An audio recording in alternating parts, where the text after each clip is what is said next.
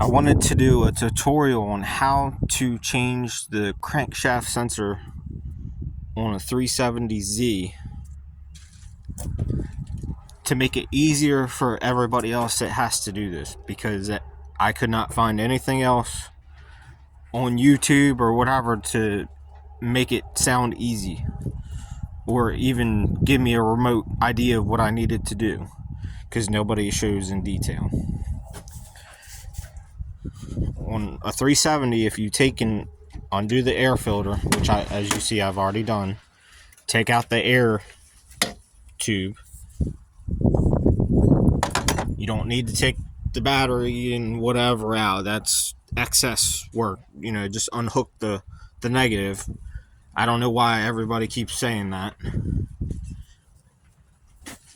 And right back there, where directly behind here is the sensor.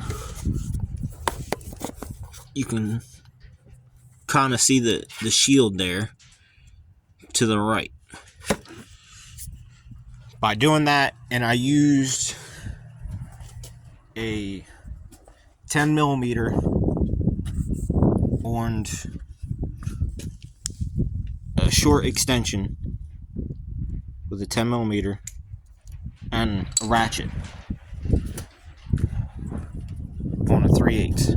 I found it was easier to use a 1/4 inch ratchet with a 10 millimeter with the same size extension and socket.